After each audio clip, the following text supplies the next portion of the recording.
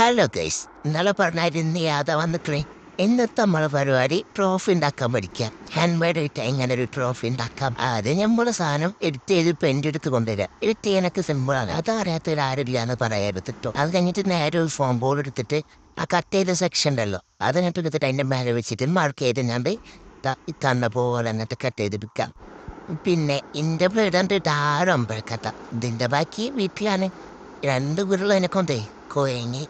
ഒന്ന് വരാണെങ്കിൽ ബാക്കി അപ്പുറത്തോ അങ്ങനെ പ്രശ്നമുണ്ട്. അത് നോക്കണ്ട. ഞാൻ ഈ ട്രോഫി ഉണ്ടാക്കിയത് SSC റിസൾട്ട് എന്ന വ്യക്തിയാണ് തന്നെ ആണെങ്കിലും പോസ്റ്റ് ചെയ്യാൻ ഇത്രയും ലാഗായി.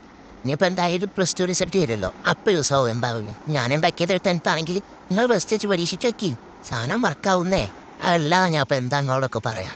അങ്ങനെ പറഞ്ഞു ചെയ്യാം അല്ലേ? അപ്പോൾ വേറെ ഓപ്ഷൻ ഇല്ലല്ലോ. എൻ്റെ പ്രശ്നമാണ്, എൻ്റെ മാത്രം പ്രശ്നം. അതായത് രമണ ഉണ്ടാക്കുന്നതൊക്കെ മനസ്സിലായില്ലേ?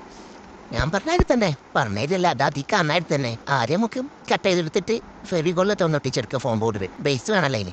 ഫോം ബോർഡ് ഒന്ന് അതിനനുസരിച്ച് കട്ട് ചെയ്തിട്ട് ഫ്ലസ് കിക്ക് കിട്ടാന്ന പോലും ഫ്ലസ് കിക്കിലാണ് ചെയ്താൽ സാധനം സെറ്റ് തന്നെ.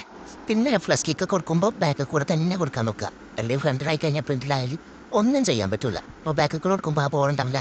ഏത് ക്ലിയർ അല്ലേ? ഇനിയിപ്പോൾ ഞാൻ ഈ പറഞ്ഞതിലും കാണിച്ചാൽ എന്തെങ്കിലും ഡൗട്ട് ഉള്ളവരുണ്ടെങ്കിൽ നേരെ ഇൻബോക്സ് പോരി. അപ്പോൾ എൻ്റെ ട്രോഫിയോടെ മാന്യമായിട്ട് പൂർത്തീകരിച്ചിരിക്കുന്നു ഗൈസ്. അപ്പോൾ കേട്ടാ ബൈ.